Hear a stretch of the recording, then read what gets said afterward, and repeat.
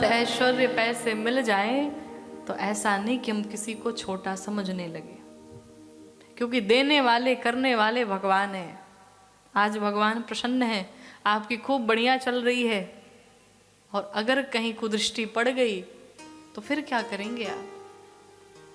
आपको पता है, जीवन में एक सूत्र समझिएगा, किसी को अगर प्रभावित करना है ना तो अपने प्रेम से किया जाए, अपने व्यवहार से किया जाए, अपने प्रभाव से नहीं। क्यों?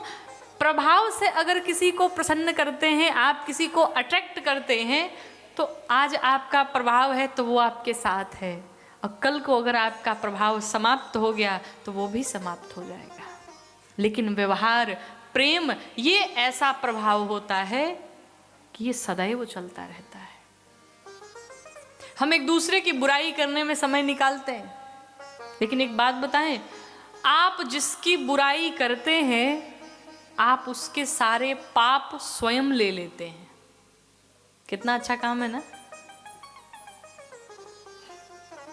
कितने बड़े हम लोग महात्मा हैं कि किसी का पाप भी अपने सर पे लेके बैठे हैं। जब किसी की बुराई करते हैं आप, जिसकी बुराई करते हैं, उसके सारे पाप कट के आपके माथे पर आ जाते। और इतना ही नहीं, आपका जो पुण्य है वो समाप्त हो जाता। कितनी अच्छी बात है।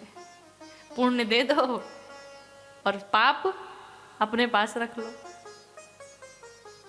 कहा जाता है कि पुण्य करिए तो उसे छिपाइए। अगर पुण्य किया जाए, दान किया जाए, कोई कुछ भी अगर ऐसा आप आध्यात्मिक कार्य करते हैं तो जितना हो सके उसे छिपा करके रखिए, क्योंकि जितना आप लोगों में प्रचार करेंगे उसका प्रभाव समाप्त हो जाएगा। और अगर कुछ गलत कार्य करिए तो उसे उतना ही लोगों को बताइए कि भाई हमसे ये गलती हो गई, हमने ये कार्य किया, तो वो आपके पाप कट जाएंगे। ये नियम है।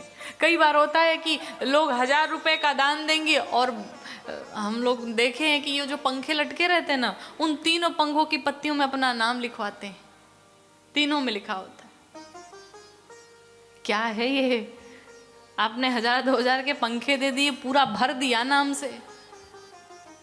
भगवान के मंदिर में ही तो दिया, नाम से भर दिया। प्रयास किया जाए कि गुप्त दान दीजिए, पुण्य जितना हो सके गुप्त रूप से करिए। तो नहीं चाहिए ये दिल दुखाना किसी का।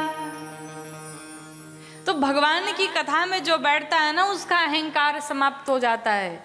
इसीलिए कहते हैं कथाओं में जब लोग बैठते हैं तो नीचे बैठते हैं, अगर घुटने में दर्द ना हो तो। हम आप लोग को नहीं कह रहे हैं। तो